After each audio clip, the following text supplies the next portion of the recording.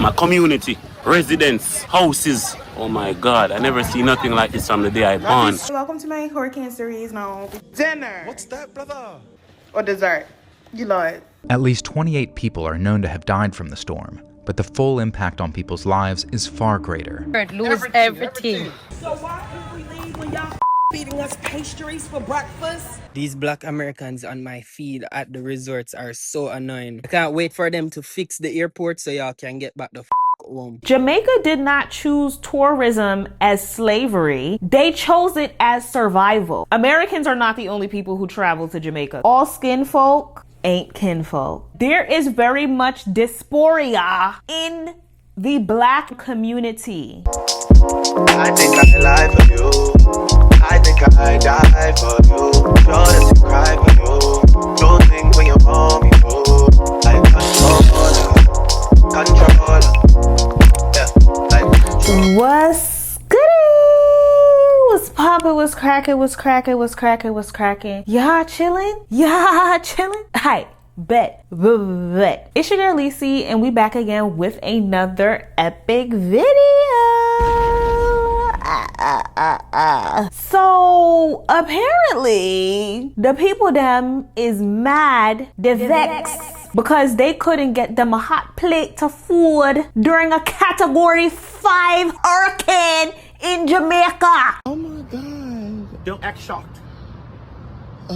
If you're new to the channel, welcome to the channel. And if you're a returning viewer, a subscriber, what's goody, what's poppin', what's crackin', y'all chillin'. I already know y'all chillin'. My subbies, my people that have been here, y'all already know that I is a Caribbean gal.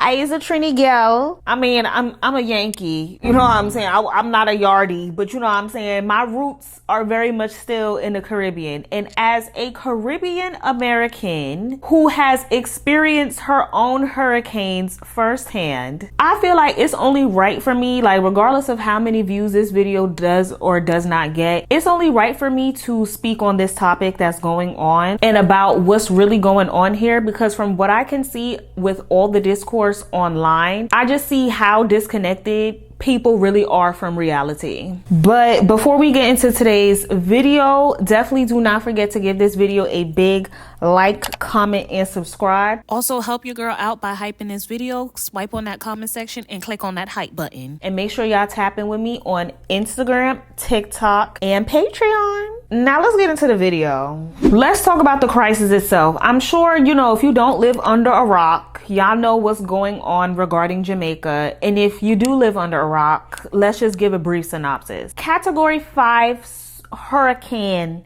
Yo, don't mind me, y'all, when I be switching in and out of accents. Like it might sound like a Jamaican accent, it might sound like a Trini accent, it might sound like an American accent. I don't know, but you know, I just know I'm from somewhere in the Caribbean. Hurricane 5 Melissa, you bad gal Melissa, you scunt Melissa.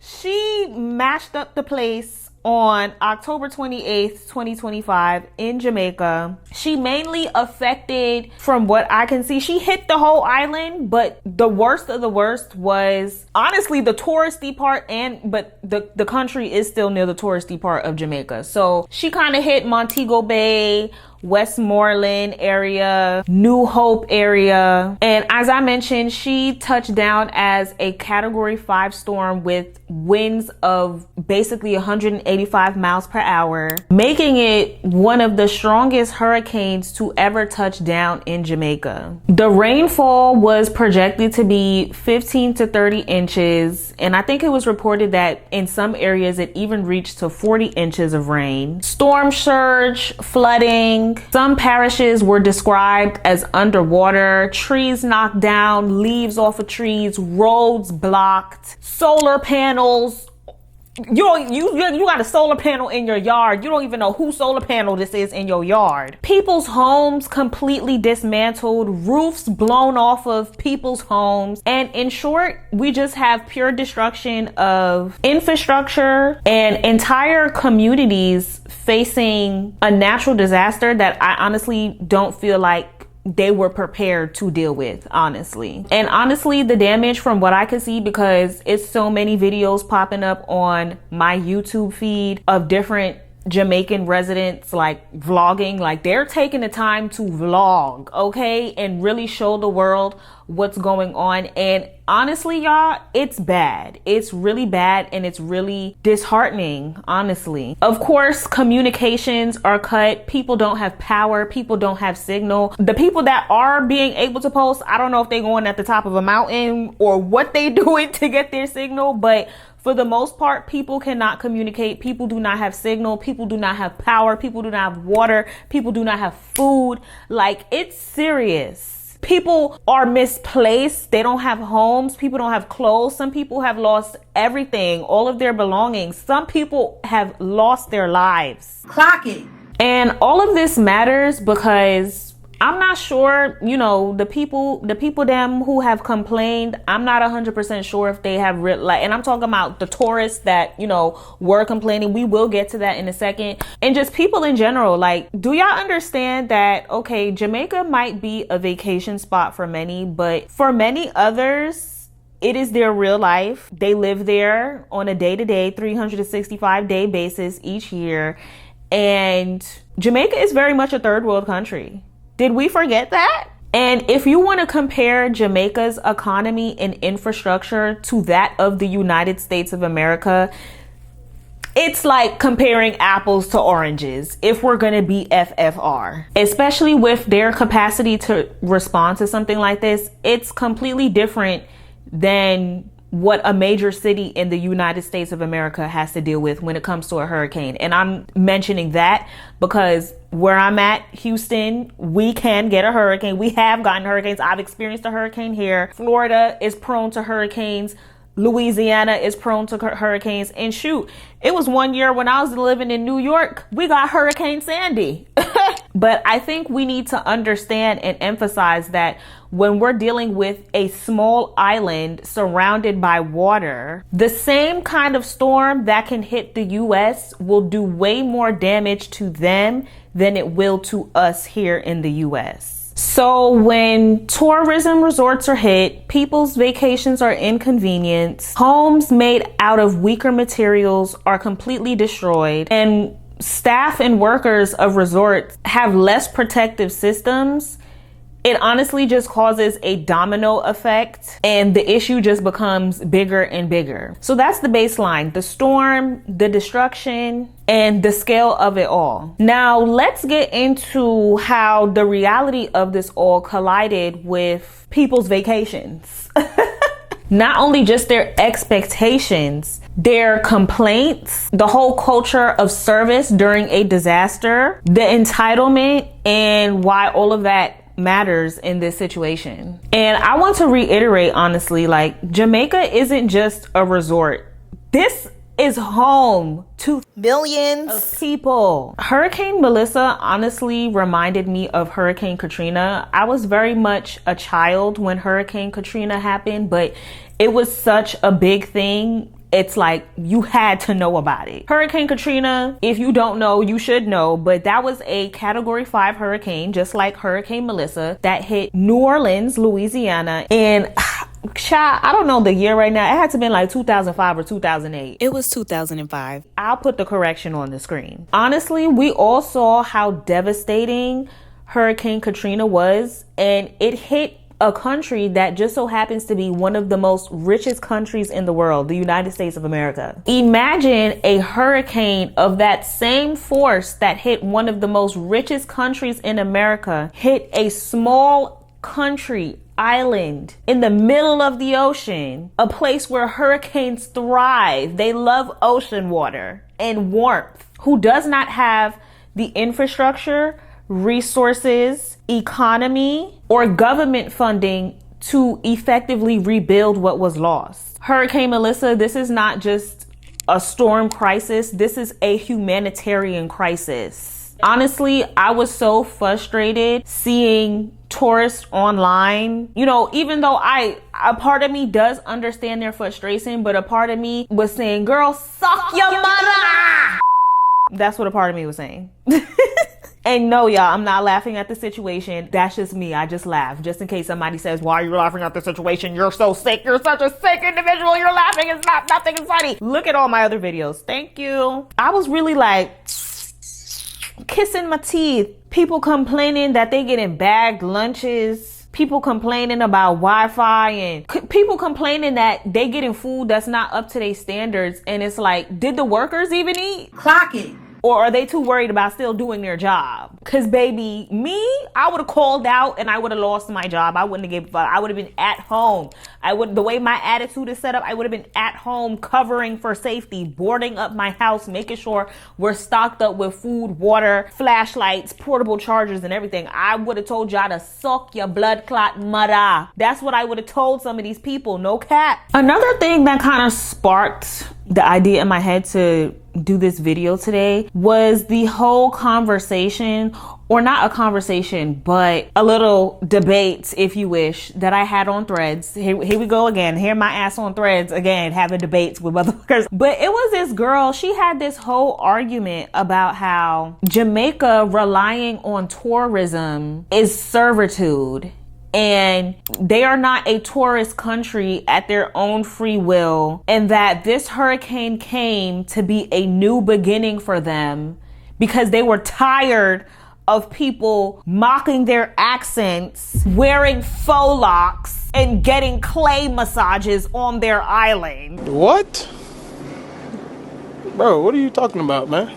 And I'm just like, girl, first of all, listen, I got a Jamaica story time. And when I tell you them men love doing them little clay massages, especially when you don't have no man with you, girl, please. But that's not the point. The point is every economy has its lane. And the reality is Jamaica did not choose tourism as slavery. They chose it as survival. Shorty was really arguing down that Jamaica's reliance on tourism equals servitude. The thread really made me realize how many people have these strong opinions on Jamaica and its tourism without really understanding the economics behind it all. Places like Jamaica, Trinidad and Tobago, Barbados, Turks and Caicos, Costa Rica, Puerto Rico, Dominican Republic, all these places in the Caribbean that are known for tourism, they're not serving tourists out of worship. They're surviving in the only way that the system allows them to. And I can agree that tourists often mistake their privilege for normalcy. Because honestly, if we think about it, I don't want to get into the full economics of the entire world right now, but there are different parts of this globe that are known for different things. There are some parts of the world where gas and oil is prominent. There are other parts of the world where diamonds are prominent. There are other parts of do y'all get what I'm saying? Everybody kind of has its lane, and it seems like Jamaica and the Caribbean's lane is tourism. If that's how majority of their money is made, then that's how majority of their money is made. There's nothing giving servitude about that. It's giving, okay, we figured out that people like to come to this island to vacation, so let's capitalize on it.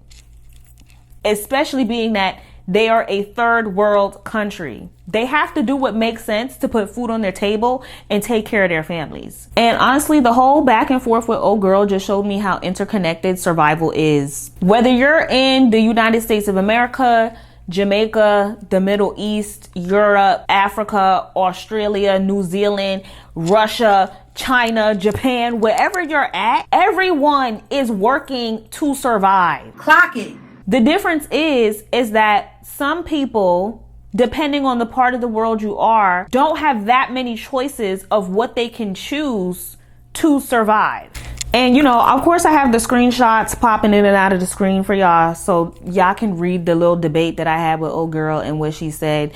But at the end of the day, for me, it really wasn't about winning an argument online, even though I did win that. It's really about shifting how we view each other's realities. We could debate all day, all night if we want to on social media, but in real life, there are consequences to people's lives being affected. So now let's get into the privilege problem and the entitlement problem of tourists. Now, the narrative online was that these were Black Americans. I did hear an English accent in between somewhere. You know what I'm saying? So Okay, welcome to my hurricane series now because everybody wants to know what's happening. Nothing but right out the storm, but this is what they gave us in our snack ration meal to go boxes, all-inclusive resort. This is a lunch box that they gave us. This has what is this? Dinner. What's that, brother? Dinner or dessert, you know it. But at least they gave us salt and pepper packets. I mean, I'm guessing. Oh, a fruit cocktail. That's probably gonna go off, you know. This is breakfast.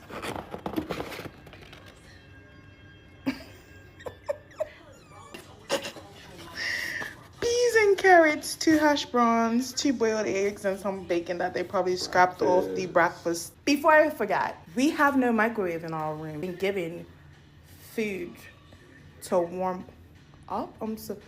I guess we're supposed to eat it cold. So why did we leave when y'all fucking feeding us pastries for breakfast and we still had to pay full price to stay here?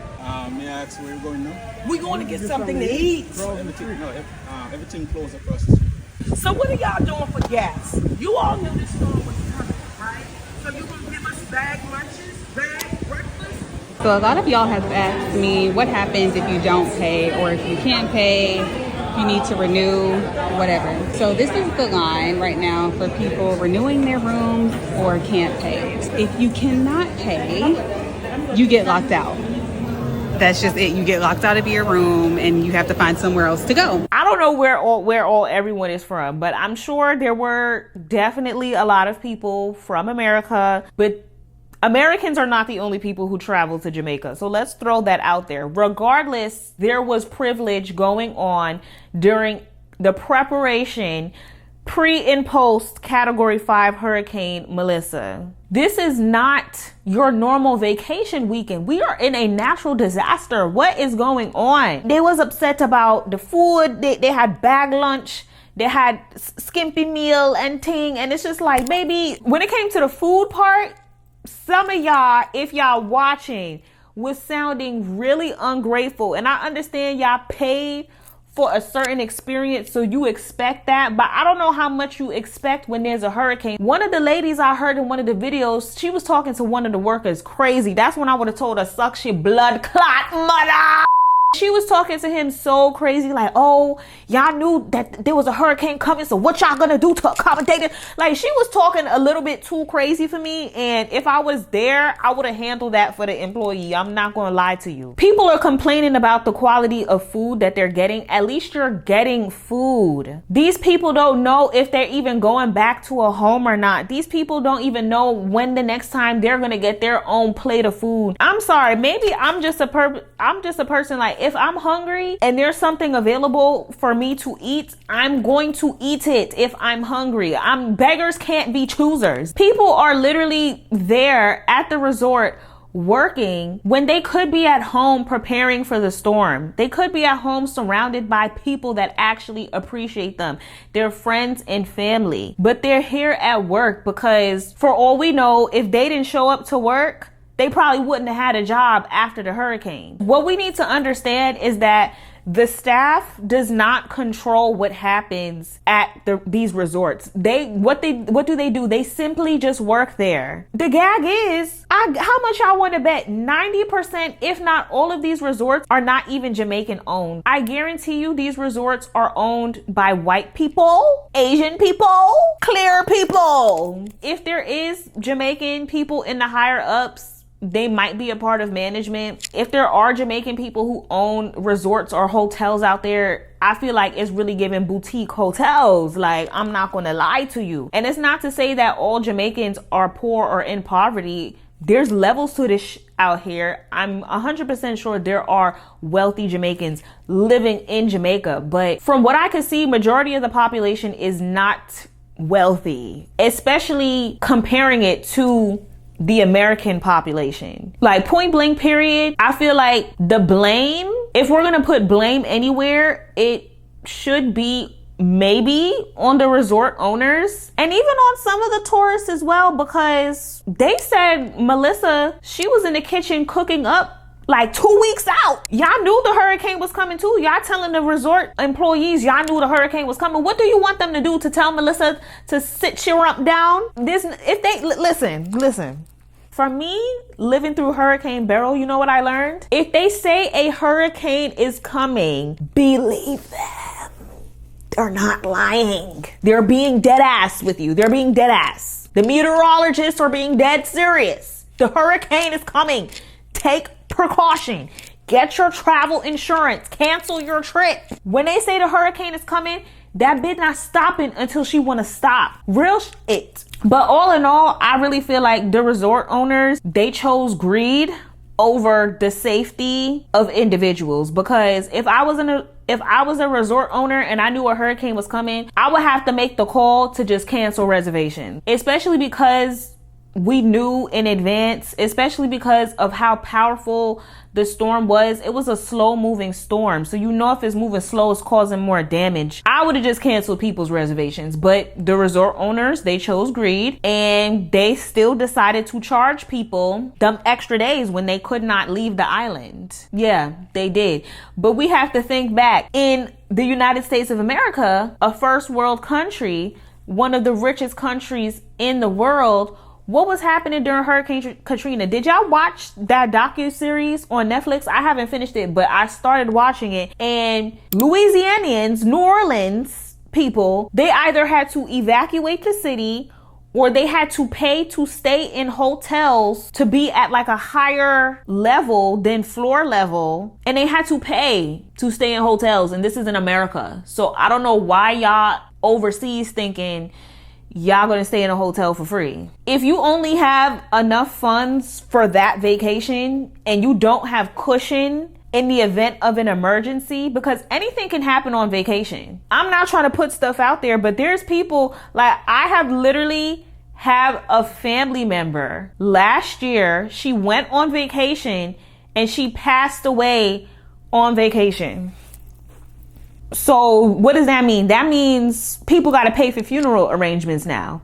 Unexpected on vacation. Like, I'm not putting that on anyone, but I'm just letting y'all know the reality of things that can happen while on vacation. You have to prepare for emergencies. And if you decide to go somewhere during hurricane season, knowing that there's a chance that a hurricane may come, you have to deal with the consequences. Not even just hurricane, because there's natural disasters all over the world. Depending on the part of the world you go to, you have to prepare for anything. You have to have it in mind that, okay, if X, Y, and Z happens, I gotta eat that. If you go to the West Coast, there might be an earthquake. If you come to Houston, there might be a hurricane. If you go to the Midwest of the United States of America, you might have to deal with a tornado. If you go to New York in the winter, prepare for a blizzard. Just stuff like that. You know what I'm saying? If you go to certain parts of the world that are prone to tsunamis, you prepare yourself for that tsunami, baby. You know what I'm saying? Like, you just never know what can happen, and you never know the cards that God will deal you. So I just feel like we all just have to be a bit more prepared. Now let's get into the realities of Caribbean life. Now, I don't know what it's like to be living in the Caribbean 365 days a year, like every day. Honestly, a part of me does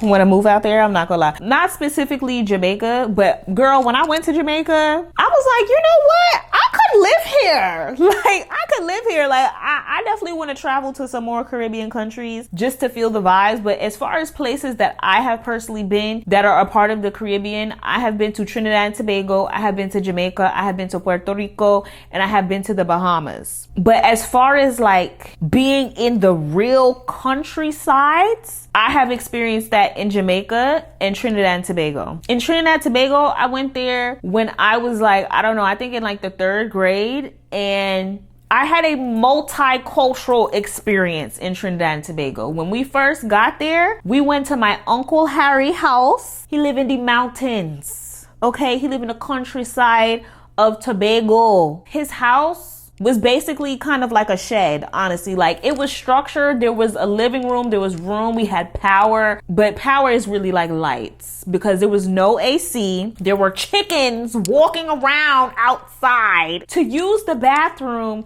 We literally had to walk out of the house, walk past the chicken or a lizard to use the bathroom because the bathroom was outside. I don't think the shower was outside. I think the shower was inside the house. I can't recall because, girl, that was 3rd grade. But the moral is people in the islands are not living like people in the United States. Majority, especially the people who are in the countryside. You might find some similarities in more wealthier areas, but in the countryside, no. Even when I went to Jamaica 2 years ago for my 25th birthday in 2023, we were in the countryside because, girl, we were not on that resort. These people at the resort, I feel like the people who been on these resorts complaining, those are the people who stay on the resorts their entire time on vacation. They may go to a club, they may go to a restaurant, but they don't really go in the yard. They not really in the yard for real. Like, when I tell you the whole time we was in Jamaica, we was outside in the yard. Like, we did something called the Rastafarian experience. It was amazing. This was actually in Westmoreland. That's why I'm like, oh my God, my heart hurts, because I was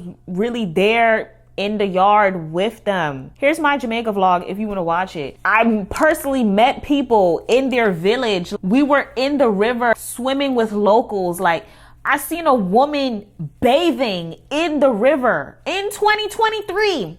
Bathing in the river. I seen someone else washing their clothes in the river. This is their reality. The reality is poverty isn't a choice for a lot of people. Like, this is literally the system that was built there. And this is why it was so frustrating to see these people talking to these Jamaican people like this. Me being a Trini gal, like, Jamaicans are my cousins. That's how hard it go for me. Like, for real, for real. It just honestly seemed like it was coming to a point where it was Americans versus Jamaican Islanders. It's honestly just a cultural disconnect. And it just goes to why I feel like I need to put my 2 cents in, because I am a Caribbean American gal. I feel like it's just a lack of understanding the difference in the realities between both places, whether you're an American, whether you are a European, Caribbean American, Caribbean European, whatever the case may be.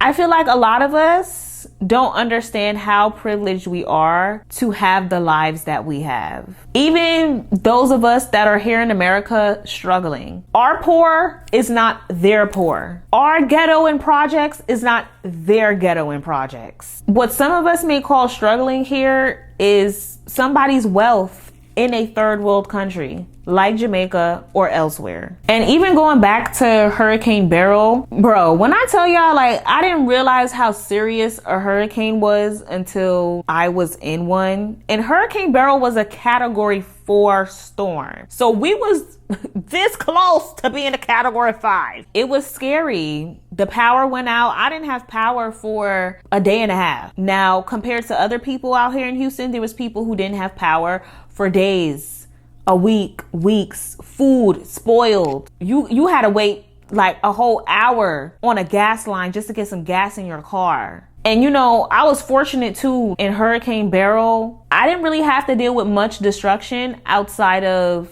me not having power for a day and a half and me having to rebuy a few grocery items because they may or may not have been spoiled. But there are people who are displaced, no money, no clothes. There are people who are deceased. And we have to remember they are on a small island that is nowhere near the size of I think Texas is bigger than Jamaica. Like, one state is bigger than Jamaica. People desperate for help because there was a little bit of flooding out here, but it was nothing compared to what's going on in Jamaica. Like, what's going on in Jamaica like really breaks my heart, honestly, because when I tell y'all I had the time of my life out there, nothing but good experience with them people. Like, they treated me, my mom, and my cousins so good when I went out there. And I know there's bad apples wherever you may go in the world, it don't matter, but the energy out there, their aura, their vibe, and you know what I find? You know what I find interesting? That for whatever reason, hurricanes like Hurricane Melissa and Hurricane Katrina, Category 5s, they somehow disproportionately impact Black and brown communities. Clock it. And speaking of black and brown communities, let's turn this conversation inward. And you know, a few feathers might get ruffled, but we do not care. We don't. Because honestly, I feel like this is something that I have to say as a Caribbean American. Watching this entire conversation play out online, watching the updated vlogs and news reports getting posted every day, it honestly disheartens me to see that there are some Jamaicans who feel like all Black Americans are entitled, are privileged, because it's just simply not true. To all the Americans down there, Black Americans in the hotel and the resorts, who talking about the workers and about Jamaica. As soon as the airport opens, y'all go home. Jamaicans didn't call y'all down there. Y'all know a storm was coming. A hurricane was coming. A whole of 10 days. Y'all knew this. Then y'all talking about food and talking about Jamaicans treat us this way and look what we eating for breakfast. Go on America for breakfast. These Black Americans on my feed at the resorts are so annoying. Can't wait for them to fix the airport so y'all can get back the fuck home. We tell down now, we don't want to know Jamaica because the mentality is so fuck up. It is the Black Americans. You know the one them we think could understand we more and be more nicer to we. And them are the one of them are in trouble. Hurricane Melissa has been a warning long before it reached. Y'all came and find everything to complain about and come on the internet with it. And we don't give a fuck who choose not to come back to Jamaica. Keep on the bumbuckler money and go on elsewhere with no fucking attitude. Me being Caribbean American, I honestly get it from both sides. But the reality is all skin folk ain't kinfolk. Clock it. Can I get an amen? Okay, can I get an amen? Okay. And that is something that I've learned, honestly, with being out here in Houston, believe it or not. We need to talk about the fact that there is a real disconnect between Black Americans, African Americans, Caribbean Americans, Black Europeans, Afro Caribbeans, whatever, like we might all have the same skin color, and to racist white people, we may all be the same, but there is very much dysphoria in the Black and brown community. Period! When I was living in New York, because if some of y'all don't know, you know what I'm saying, I'm from Queens, get the money, New York City. New York, stand up if you in here. 90% of the Black people that I have encountered or been around in New York are from somewhere in the Caribbean. So it was kind of like out there, it was just this unspoken understanding because we all kind of shared like the same cultural rhythm. We all kind of know how we get down. Even though there still might be some discourse, okay? Stuff ain't always peaches and cream. But when I moved to the South out here in Texas, like I was really able to see how different certain people's experiences are, even though we might share the same skin complexion. The fact of the matter is, and I don't have nothing against people in the South. There are people out here that I F with. So let's not get things confused. But the way that Southern Black folks, some of them, majority of them, move, operate, think, and even how they express pride is just different. And I'm not saying that there's anything wrong with it. It's just different than what I'm personally used to from being from the Northeast coast. Like I said earlier, even though we probably have all of our own identities, cultures, thought processes, ideologies, to them racist white people, we are all seen as the same. And I'm bringing that up because, girl, when I went viral, the racist was coming out of the woodworks. The Ku Klux Klan, they was coming out of the woodworks, coming for my Black ass. And that's all they see me as, a girl.